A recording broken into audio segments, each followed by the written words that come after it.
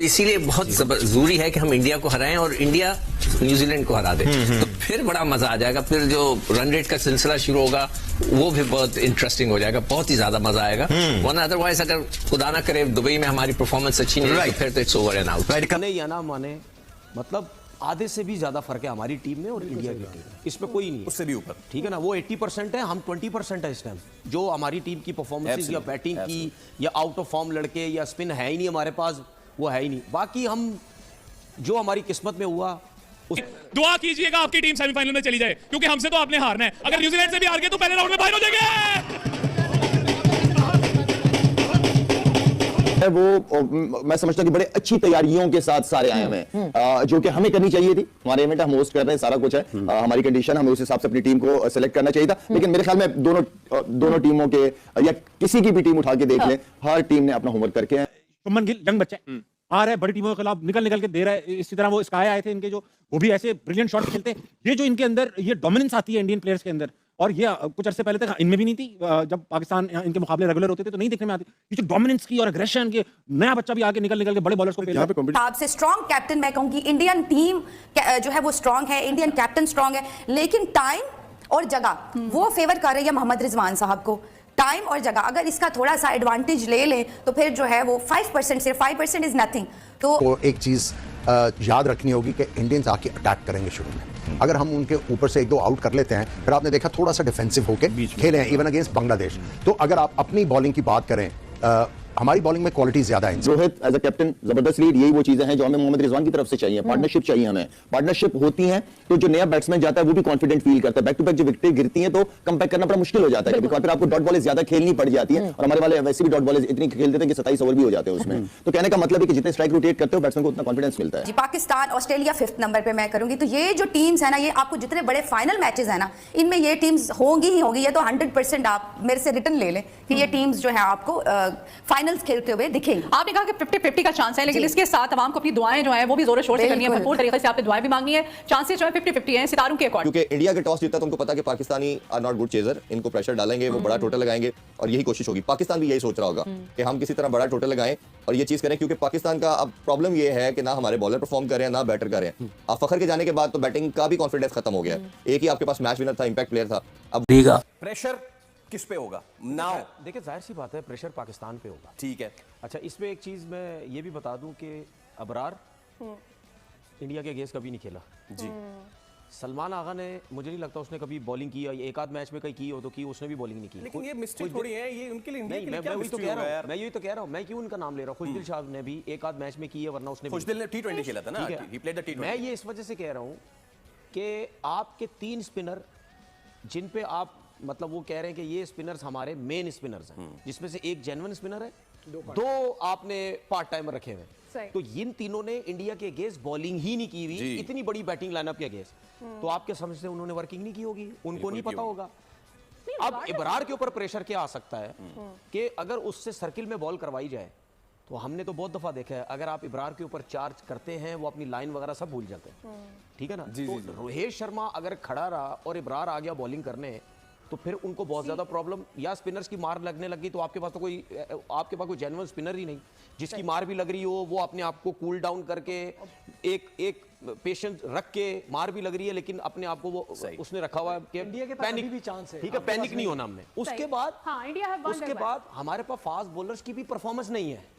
नसीम वाहिद bowler है जो नए बॉल से कुछ ना कुछ थोड़ा सा अच्छा परफॉर्म कर रहा है। शाहीन कुछ भी नहीं कर रहा, नए बॉल से भी आउट कर रहा, मैं आपसे जरूरत करूंगा, वो है ही नहीं। बाकी हम जो हमारी किस्मत में हुआ उस तरह हम जीत सकते हैं। भाई we don't have anything to lose ना, जब हमें पता है कि भाई हम 20 हैं वो 80 हैं, व्हाटसोएवर है या नहीं है, और दूसरा डू और डाई है। हम ये सारी बातें उस लिए अपने दिल को मनाने के लिए कर रहे हैं कि जी कुछ अच्छी फील आ जाए।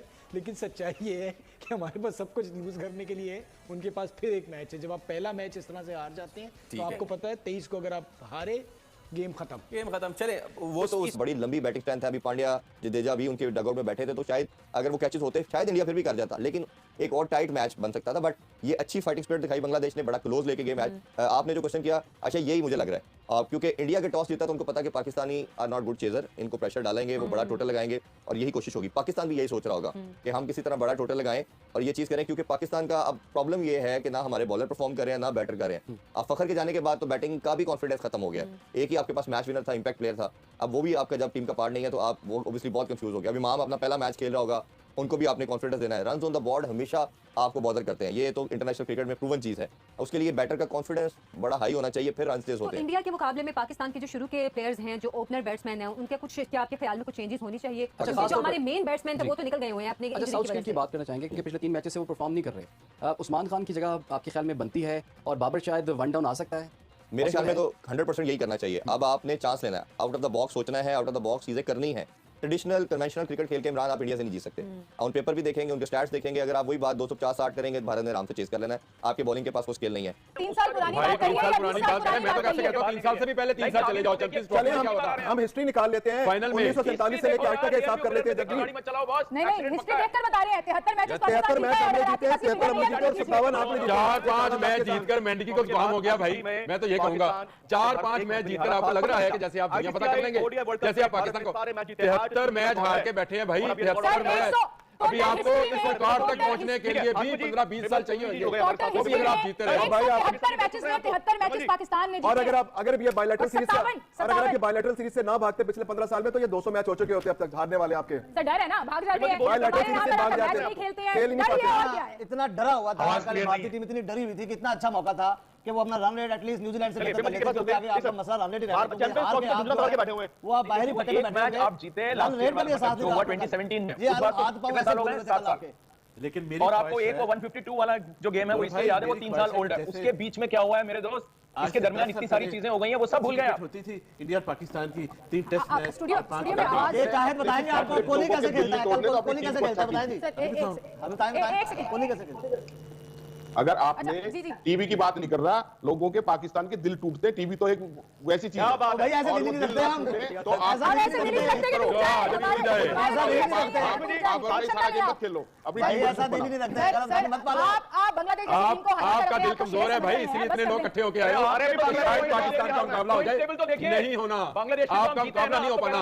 और आपको चाहत बताता है कि कोहली कैसे खेलता है, 50 ओवर का मैच हारना, आपको चाहत बताता है कोहली कैसे खेलता है भाई। और तब हारे कोहली क्या है, ग्रैंड सेरेमनी करी, मेगा एयर शो किया। कोहली उसके बाद कोहली आ रहे हैं, कोहली देश की जानी मानी एस्ट्रोलॉजर भी यहाँ पर हैं, फिर कोहली खेलेगा। आप पर्चियां निकलवाते रहिए, आप तोते से बाल निकलवाते रहिए, हम तो आपको विराट कोहली रोहित करेंगे सबको मोहित, विराट कोहली रिजवान केवल रह जाएंगे। सिचुएशन बन रही है इस समय, पाकिस्तान की जो दशा अंतर्दशा चल रही है वो बहुत खराब चल रही है। अमावस्या का योग है, आपको इनकार का दशा चल रही है और शुक्र जो है वो लग्न का लॉर्ड है। वैसे ही भारत के लिए बहुत अच्छा पावरफुल समय है। अगर रोहित और रिजवान की बात करें तो रोहित शर्मा की जो कुंडली में दिखाई देता है, उनकी मेष राशि है, मेष राशि किया मैच उन्होंने मुकम्मल किया, जितवा कर गए। 47 ओवर तक अगर मैच गया है, उनकी सेंचुरी भी हुई है, मैच फिनिश भी किया। तो इस इनिंग्स को आप कैसे देखते हैं? और इर्द गिर्द में जब हम बाकी जो लोग हैं, मतलब पाकिस्तान की अगर बात करें तो फिनिश की हम बात कर रहे थे, तो उन्होंने तो इनिंग्स फिनिश की, क्या खास चीज आपको लगी है उस इनिंग्स में?